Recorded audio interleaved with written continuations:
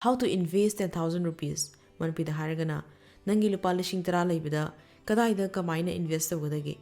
Leba ama nungai pa bahai basi lebak to the laiba pukuding mak. Nungai yaifan and leva changi. Madugi asada manprisingi the makta. Manipri mo in a simjava project ni palani pulan. Lupa lishing tara. Hari peshasa. No monata the mishulay. Tha amarata the mishulay. Aduga. Lishing tara the tungshina bahonabada. Tha marim nga hena changna. Wana honajaba mishulayba. Aduna nangna hojik lupa lishing tara laire khalo madu nangna kamaina invest tawgadagi haibagi lambi manga khak yengsheba masida koina haidoriba lambi singsi capital save oiba amadi legal oibada priority pibaneba aduna hojik lambi singse yenga seba ahanbada number 1 invest in yourself manpida haragana nangna sada invest tawba nangna sada invest tawba haibadi lupa lishing tara du sinaraga nang nasagi lokshin hinkanaba like lairiga pasinba oigira anoba skill tamsinba course optionba oigira or anything nangna ngasi lairiba thak adudagi hinkatnaba hotnaba duneba adubu akoi manipur dadi lupa lishing taragi like lairiga pau ka haibase yam pamu neiba aduga mathong morong khangdaba company amadadi paisha puba yaw adagi yum inkol mate yonba yaw hekta nang hauridaba type invest tawnayiba adubu nangna invest tawriba amadi tawge khaliba company du or investment product adu kayam safe oi natraga oidi haibase nangna yeng haige hai taragadi knowledge sangeba hariba knowledge si kaidagi fangadage hairagadi nangna pawa lairi nangna yengliba video nangna thengnarapa experience mayam adu punjila aga oirakadamneba knowledge harishe aduna nangna sada invest tawbadne chingnaroidabaneba maramdi nangi future haibase nangna sana semjagadawribaneba nangna loshing le hogda taragadi mina phaiye na changuraga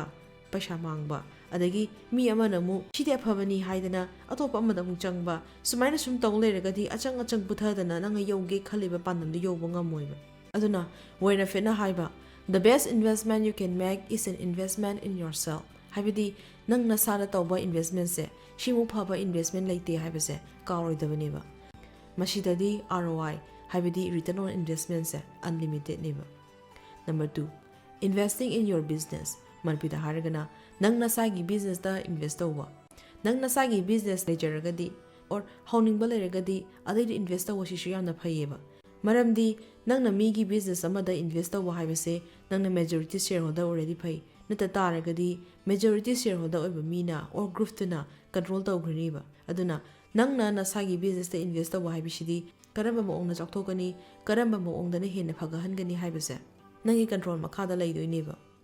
nangi investment to safe henge growth lay henge haibasi nangna business kyam haibage haibadugi makada lay niba 50% da 100% da or 1000% da return la hange haragashu nangi haishing lay niba aduna nangna business hai taragadi nangna sagi business da invest da hoba haibase yamna phaiba number 3 investing stock market manpida haragana stock market da invest over stock market haibasi karino amadi kamaina changadage haibase chorapa khangamani hai khalle sigi hek amang no jo koina stock market ki matang da video sem ki benina aduna individual stock ta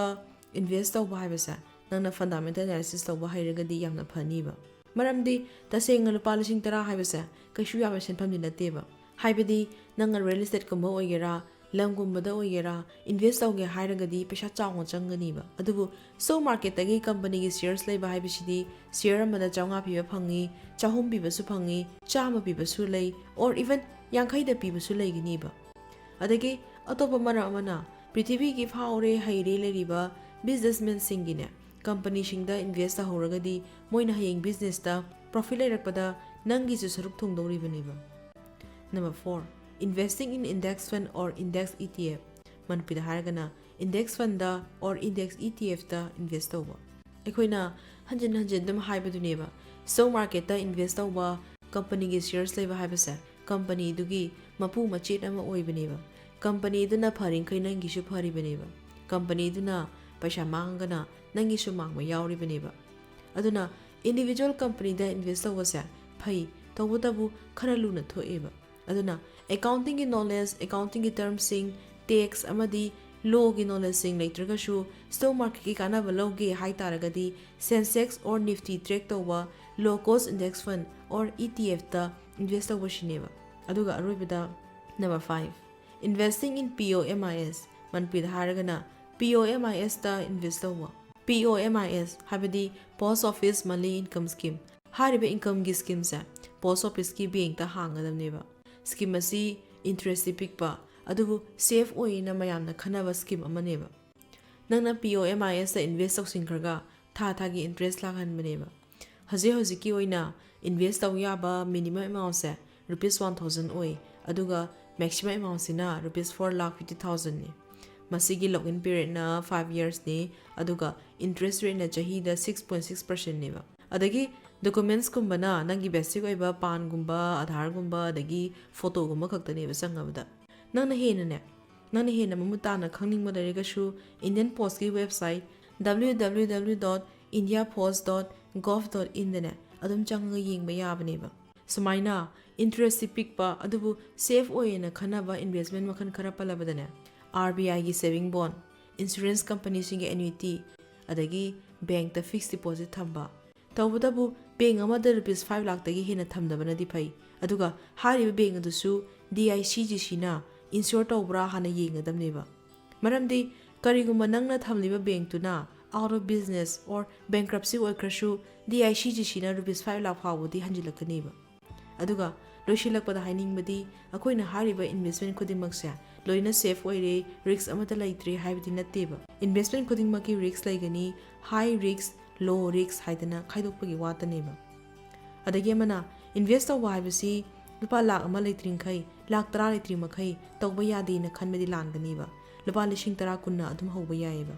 ꯃꯌꯥꯝꯅ ꯑꯗꯨꯝ ꯀꯥꯟꯅꯅꯤ ꯈꯜꯂꯦ ꯃꯌꯥꯝꯒ ꯏꯄꯥꯝꯗ ꯑꯃꯗꯤ ꯈꯪꯅꯤꯡꯕ financial related ꯑꯣꯏꯕ ꯇꯣꯄꯤꯛꯁꯤꯡ ꯂꯩꯔꯒꯗꯤ comment ꯄꯤꯔꯛꯑꯣ ꯑꯈꯪꯕꯒꯩ ꯑꯗꯨꯝ ꯁꯦꯌꯔ ꯇꯧꯔꯛꯀꯦ